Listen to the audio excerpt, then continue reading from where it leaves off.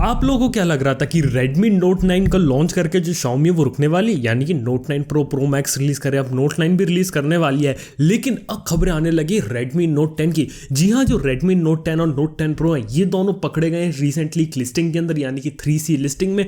और इनके जो मॉडल नंबर है ना वो भी पता चल गए, यानी कि M2004J74AC और एक है M2004J7BC मॉडल। अब हो सकते हैं जो है ना वो Redmi Note 10 और Note 10 Pro, और रिसेंटली गूगल सर्च में भी Redmi Note 10 और Note 10 Pro पॉपअप कर रहे थे। तो क्या इसका मतलब है कि मई में लॉन्च हो सकते हैं? वेल, लीक्स की बात माने तो एग्जैक्टली कहानी कुछ ऐसी है कि चाइना में वो Redmi Note 9 लॉन्च करने नहीं वाले।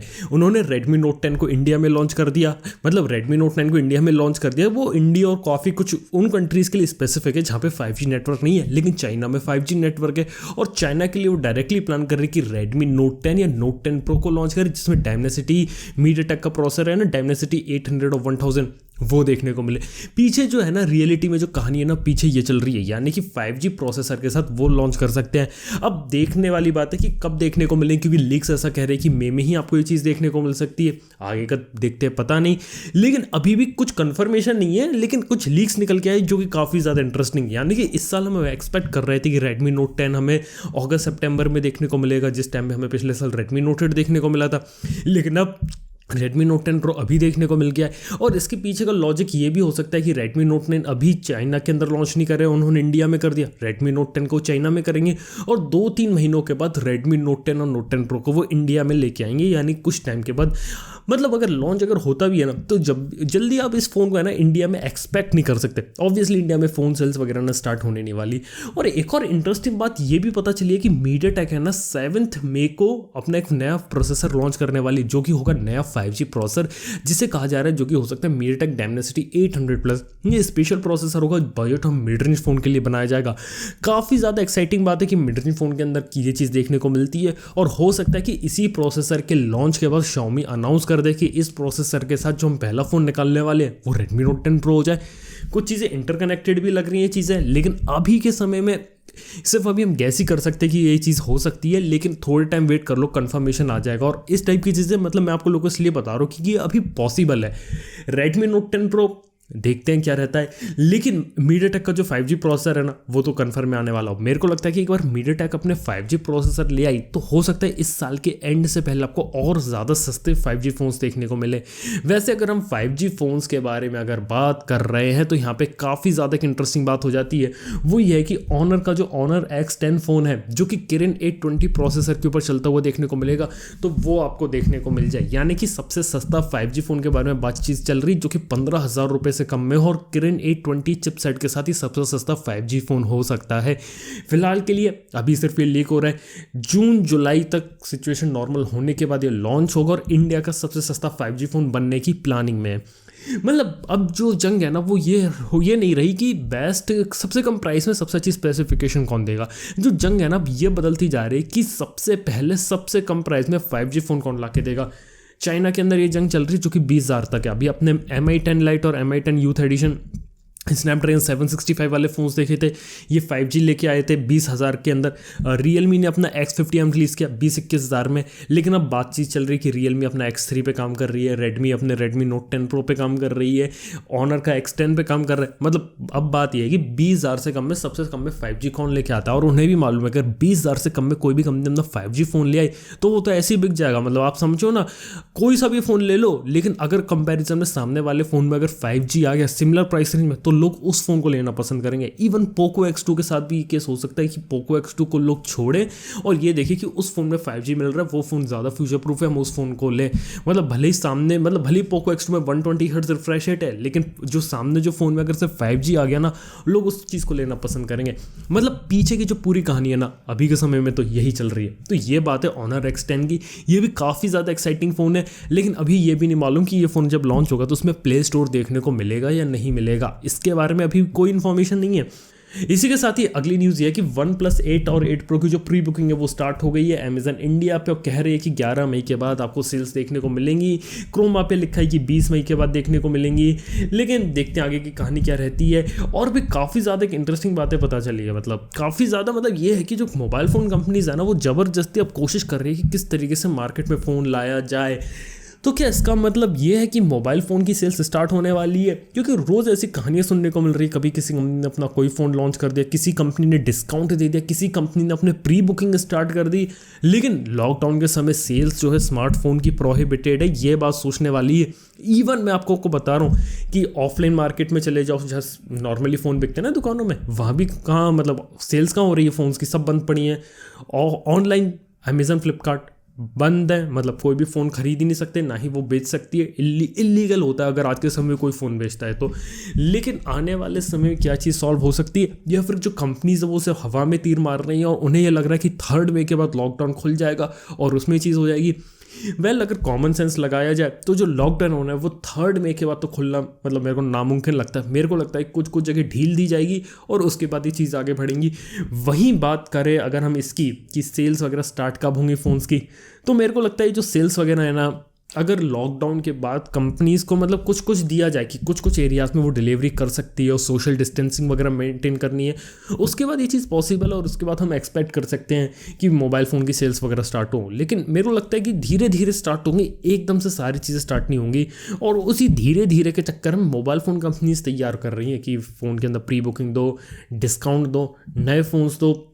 वैसे देखा तो नए फ़ोन्स की लॉन्चिंग अभी थोड़ी रुकी हुई है, लेकिन एक्सपेक्ट कर सकते हैं। मेरे को लगता है कि 2-4 दिन में हमें कुछ टाइम में स्थिति क्लियर हो जाएगी कि एग्जैक्टली लॉकडाउन के साथ होने क्या वाला, कितनी चीज़ें खुलेंगी या नहीं खुलेंगी, और मोबाइल फ़ोन की सेल्स क्या मई के महीने में देखने को मिलेंगी, क्योंकि अप्रैल का पूरा महीना निकल चुका है और आपको जो फ़ोन्स है ना, मतलब मोबाइल फ़ोन्स बिकते हुए मार्केट में देखने को मिले ही नहीं है। मतलब नए फ़ोन्स तो बिक ही नहीं रहे ऑब्वियसली।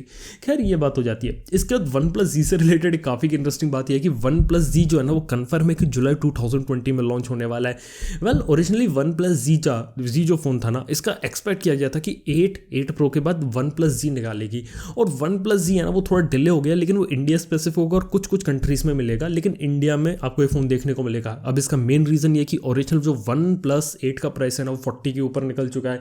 अब 40 के जो नीचे वाला सेगमेंट है ना, उसे फिलअप करने के लिए आपको OnePlus Z देखने को मिलेगा। Dimensity 1000 चिप कंफर्म्ड है, 48 मेगापिक्सल का कैमरा कंफर्म्ड है, 90 हर्ट्ज का रिफ्रेश रेट कंफर्म है, 5G कंफर्म्ड है। प्राइसिंग मेरे को लगता है 30 से 40 हज़ार के बीच होगी। 30 हज़ार से नीचे मेरे को लगता नहीं OnePlus करेगा। OnePlus थोड़ा सा ज़्यादा चार्ज करने की कोशिश करेगा, और इस हिसाब से देखा तो OnePlus Z के लिए वेट करना बनता है। अगर वो 30,000 रुपये में अपना Dimensity 1000 चिपसेट ले आते और Oxygen OS ले आते तो उसके दम पे एक फ़ोन खरीदना बनता है। वैसे आगे मैं सोच रहा हूँ इसके ऊपर OnePlus Z के ऊपर वीडियो बनाया कि OnePlus ऐसा क्यों कर रही है, पास्ट एक्सपीरियंसेस क्या थे OnePlus Z के, क्यों इसके लिए वेट करना चाहिए और क्यों उसके लिए वेट नहीं करना चाहिए। क्योंकि पास्ट में कई बार है ना OnePlus ने इस टाइप की चीज़ों में थोड़ा बहुत गड़बड़ घोटाला भी किया। खैर उसको हम किसी और वीडियो में बात करेंगे, लेकिन काफ़ी इंटरेस्टिंग चीज़ है। मतलब कोई अगर 40,000 का OnePlus का फ़ोन नहीं खरीद सकता तो उसके लिए OnePlus Z का एक ऑप्शन आने वाला है जुलाई के अंदर। हो सकता है कि तब हमें नए ट्रू वायरलेस ईयरफोन्स वगैरह भी देखने को मिल जाए। देखते हैं आगे कहानी क्या रहती है। इसके साथ ही Realme के साथ ये कि Realme की जो स्मार्ट वॉच है ना वो सरफेस होगी, उसका डिज़ाइन सामने अगर पता चल गया कि एग्जैक्टली क्या होने वाला है। 1.4 इंच का LCD डिस्प्ले होगा, OLED डिस्प्ले नहीं होगा, हार्ट रेट मॉनिटर होगा और IP68 वाटर रेसिस्टेंस होगा, और काफ़ी ज़्यादा इंटरेस्टिंग प्रोडक्ट हो जाता है। यानी कि प्रोडक्ट में काफ़ी सारी चीज़ें देखने को मिलेंगी, लेकिन सब बातें हो जाती है कि इसकी प्राइसिंग वगैरह क्या रहेगी। यानी कि ऑलरेडी वो फिटनेस बैंड बना चुके हैं, जिसे कुछ लोगों ने पसंद किया, कुछ लोगों ने उसे इतना पसंद नहीं किया। अब बारी आती है स्मार्ट वॉच की, और मेरे को लगता है कि इसकी जो स्मार्ट वॉच होगी ना 2-3 हज़ार रुपये की हो सकती है। काफ़ी इंटरेस्टिंग बात रहती है। और इसी के बाद बात करें तो जो Realme है ना उसने अपनी जो UPI सर्विस है वो स्टार्ट कर दी। माधव जी ने फर्स्ट UPI पेमेंट करा Realme पैसा के थ्रू, तो वो भी काफ़ी इंटरेस्टिंग बात लगी मेरे को और काफ़ी मज़ेदार चीज़ लगी। मतलब कि अब Realme है ना धीरे धीरे फाइनेंशियल सेक्टर में आने वाली है। जैसे Xiaomi का MI पे देखने को मिला, वैसे Realme अपने पैसा में आ गई। मतलब ये भी UPI लिया, कुछ समय बाद इस पर लोन, म्यूचुअल फंड सब चीज़ें मिलेंगी, इस पर चिंता मत करो, कुछ ऐसी प्लानिंग चल रही है।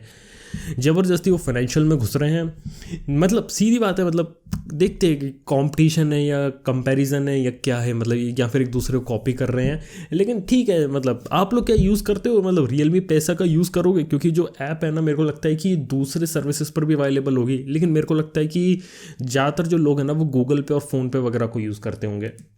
खैर बात ही हो जाती है, लेकिन Realme पैसे एक और नई UPI सर्विस आने वाली कंफर्म हो रखा है। इसके बाद ही बात करें तो जो Xiaomi है ना वो 65 इंच के एक नए टीवी पे काम कर रही है। वो अभी चाइना में लॉन्च होगा, लेकिन जो पिछले साल जो इंडिया में जो लॉन्च हुआ था ना Xiaomi का 65 इंच का टीवी, वो मेरे को लगता है कि उसी का अपग्रेडेड वर्जन। और इस टीवी की खास बात है कि इस बार जो Xiaomi ना वो OLED का रास्ता अपना रही है, जो कि काफ़ी बढ़िया बात हो जाती है। और OLED के साथ साथ इसमें डॉल्बी विजन देखने को मिलेगा।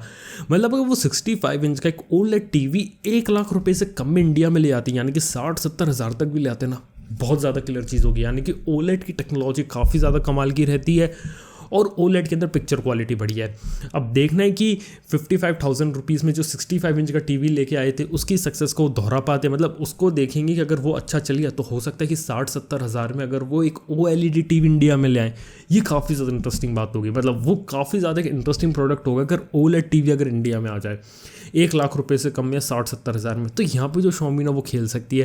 वेल देखा तो 65 इंच का जो टीवी है ना वो कम ही लोग ले पाते हैं और काफ़ी कम मार्केट है उसका, लेकिन फिर भी देखा तो 65 इंच का जो टीवी है ना वो काफ़ी ज़्यादा बिका है Xiaomi का। और यहाँ पर भी जो टीवी जो लीक हुआ है ना वो भी काफ़ी ज़्यादा इंटरेस्टिंग है। खैर देखते हैं। इसी के साथ ही एक और बात पता चल गई, Xiaomi जो है ना वो पूरी तैयारी में Redmi लैपटॉप्स को लाने के लिए, यानी कि जो Redmi बुक है ना वो कम्प्लीटली तैयार है और लॉकडाउन के हटने के बाद इस प्रोडक्ट का जो लॉन्च है वो हो सकता है। इसके बारे में ऑलरेडी BIS सर्टिफिकेशन वगैरह हो रखा है। इसके साथ ही जो Xiaomi का जो मतलब जो मनु कुमार जैन ने ऑनलाइन मीटिंग करी थी ना, वहाँ पर बोल रहा था कि वो आने वाले समय में Redmi लैपटॉप को जल्दी से जल्दी लॉन्च करना चाहते हैं। और ये भी बताते कि आने वाले समय में Mi Pad को वो लॉन्च नहीं करेंगे, Mi Pad सीरीज़ को कंटिन्यू करने का उनका कोई प्लान नहीं है, Redmi लैपटॉप को लाने का प्लान है। अब हो सकता है जो नया Redmi बुक हो ना ये कम से कम 20-25 हज़ार से इसका स्टार्टिंग प्राइस रखा जाएगा। कुछ ऐसे गैसेस कर सकते हैं अभी के समय में, लेकिन एग्जैक्टली थोड़ा सा वेट करने की ज़रूरत है। मेरे को लगता है काफ़ी ज़्यादा एक्साइटिंग होगा 2 चीज़ों के लिए, क्योंकि पहली चीज़ तो होती है प्राइस। Xiaomi जो भी काम करती है ना उसके अंदर जो प्राइसिंग रहती है ना वो काफ़ी ज़्यादा कम रहती है। दूसरी चीज़ रहती है बिल्ड क्वालिटी। Redmi बुक के अंदर जो बिल्ड क्वालिटी हमें चाइना वाले लैपटॉप्स में देखने को मिली है ना वो काफ़ी ज़्यादा कमाल की है। इसके साथ ही स्पेसिफिकेशन, इसके साथ ही SSDs का सपोर्ट और हाई रैम, यानी कि अगर आपको 20-25 हज़ार रुपये में एक SSD वाला लैपटॉप देखने को मिल जाए जिसमें 4GB 8GB रैम के ऑप्शंस देखने को मिले, काफ़ी ज़्यादा बढ़िया बात होगी। और मेरे को लगता है कि अगर Redmi बुक टाइम पे अगर इंडिया में आ जाता है ना तो जो बजट में जो HP, Dell, Lenovo इन कंपनीज़ के जो लैपटॉप्स हैं ना इन्हें काफ़ी तगड़ा कंपटीशन मिलने वाला है और ये काफ़ी ज़्यादा इंटरेस्टिंग बात होगी। खैर वेट करते आखिर Redmi अपना Redmi बुक लेके कब आती है इंडिया के अंदर, ये भी काफ़ी ज़्यादा इंटरेस्टिंग बात होगी।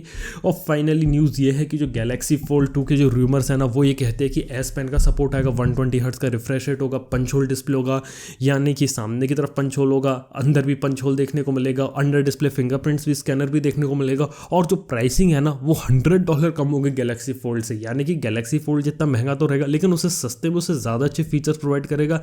इवन S Pen का फीचर भी प्रोवाइड करेगा। यहाँ तक कि कहा जा रहा है कि इस फ़ोन के अंदर आपको जो फोल्डेबल ग्लास डिस्प्ले होता है वो देखने को मिलेगा। यानी गैलेक्सी Z Flip में उन्होंने कोशिश करी थी लेकिन ग्लास के ऊपर उन्होंने प्लास्टिक की लेयर लगाई थी। अगर आपने जेरी रिक का वीडियो देखा है वहाँ पर उन्होंने क्लियर बताया था कि ऊपर की जो सर्फेस है ना वो उतनी ही जल्दी स्क्रैच होती है जितनी एक नॉर्मल प्लास्टिक सरफेस स्क्रैच होती है। इसीलिए हो सकता है कि अब फोल्डेबल ग्लास की टेक्नोलॉजी को इंप्लीमेंट किया जाए गैलेक्सी Z Flip के अंदर। अगर ऐसा होता तो काफ़ी ज़्यादा कमाल की बात हो जाएगी। चलिए बात करते हैं, आप लोग कमेंट्स के बारे में पूछ रहे हैं कि ऐसा क्या करना होगा कि जिसे एप्पल अपने प्रोडक्ट इंडिया में मैन्युफैक्चर करना शुरू कर दे। वेल काफ़ी अच्छा सवाल है। तो बात ये हो जाती है कि एप्पल को क्या करना होगा, सबसे पहले तो अपने जो प्रोडक्ट्स हैं ना उनकी मैन्युफैक्चरिंग इंडिया में धीरे धीरे स्टार्ट करनी होगी और उसके लिए फैक्ट्रीज ओपन करनी पड़ेंगी और धीरे धीरे जो सप्लाई चेन होती है वो और जो प्रोडक्ट्स के लिए जो मटेरियल लगता है ना वो तैयार करना पड़ेगा। यानी कि सारी जो चीज़ें हैं ना वो एकदम से नहीं हो सकती, धीरे धीरे स्टार्ट होंगी। और अभी के समय में फॉक्सकॉन के अंदर जो फैक्ट्री है जो कि टाइवानीज कंपनी है वहाँ पर धीरे धीरे जो आईफोन्स का जो मैन्युफैक्चर है ना, जो पुराने आईफोन है जैसे iPhone X वहाँ पर स्टार्ट हुआ था। अभी के समय में थोड़ा रुका हुआ है लेकिन आने वाले समय में स्टार्ट होगा। धीरे धीरे एप्पल जो है ना वो वहाँ पर अपने और ज़्यादा आईफोन्स को बनाएगी। अगर अभी के समय प्रॉब्लम बस ये है कि इंडिया में जो है ना वो प्रॉपर जो पार्ट्स की जो असेंबली होती है ना वो हो पाती है, लेकिन जो प्रॉपर जो मैन्युफैक्चरिंग होती है जैसे बैटरी हो गई, जो प्रोसेसर हो गया, जो SoC हो गई, चिपसेट हो गया, अलग अलग जो कंपोनेंट्स हो गए ना वो इंडिया में अभी मैन्युफैक्चर होते नहीं है ढंग से। कुछ समय के बाद ये चीज़ें बनने लगेंगी और उसके बाद ये जो है ना इन सब की जब असेंबली होगी तो वो काफ़ी ज़्यादा बढ़िया होगा। तो धीरे धीरे चीज़ें होंगी लेकिन अभी स्टार्ट हो चुका है, आने वाले समय में होंगी ये सारी चीज़ें। इसका अगला सवाल है कि after lockdown phone prices drop और नॉट। देखो उसका काफ़ी बढ़िया सवाल है। एक्चुअली में क्या होगा कि रियलिटी बता रहा हूँ, फ़ोन के प्राइसेस तो बढ़ेंगे, लेकिन वो नए फ़ोन्स के बढ़ेंगे और पुराने जो फ़ोन्स होंगे ना उनका स्टॉक क्लियर करने के लिए कंपनीज़ को हैवी डिस्काउंट देना पड़ेगा। और दूसरी चीज़ ये भी हो सकती है कि कंपनीज़ की क्या करे, हाथ बन जाए। यानी कि कंपनीज़ को मालूम है अगर फ़ोन के प्राइसेस बढ़ाएंगे तो उनके फ़ोन कोई खरीदेगा नहीं, और ऑलरेडी इस समय फ़ोन बिक ही नहीं रहे हैं, और उन्हें अपनी बैलेंस शीट सुधारनी है, उन्हें दिखाना है कि इंडिया में उनके फ़ोन्स बिक रहे हैं, सेल्स हो रही है, कमाई हो रही है। इन सब के चक्कर में आपको हैवी डिस्काउंट्स देखने को मिलेंगे। इवन आप ये मान के रखो कि जैसे ही लॉकडाउन खत्म होगा आपको online e commerce shopping website पे हैवी मतलब डिस्काउंट ऑफर, अलग अलग टाइप की सेल्स देखने को मिलेंगी। उन्हें सारी चीज़ें करनी ही पड़ेंगी। अगर ये नहीं करेंगे ना तो उनकी ऑनलाइन शॉपिंग वेबसाइट से लोग सामान खरीदना ही बंद कर देंगे, क्योंकि अभी के समय में लोगों में एक छोटा सा डर बना हुआ है ऑनलाइन शॉपिंग से रिलेटेड। अगर लेकिन ऑनलाइन शॉपिंग स्टार्ट होती है ना, उसके बाद देखते हैं आगे की पूरी कहानी क्या बनती है। ये थे आपके कुछ सवाल। अगर आपका ऐसे कोई दूसरा सवाल तो प्लीज़ कमेंट सेक्शन नीचे खुला, आप जो पूछना चाहे पूछ सकते हैं। वीडियो पसंद आए तो लाइक कर लेना, चैनल को सब्सक्राइब कर लेना। थैंक यू आपका वीडियो देखने के लिए। मैं आपसे मिलता हूँ नेक्स्ट वीडियो के अंदर। Good bye.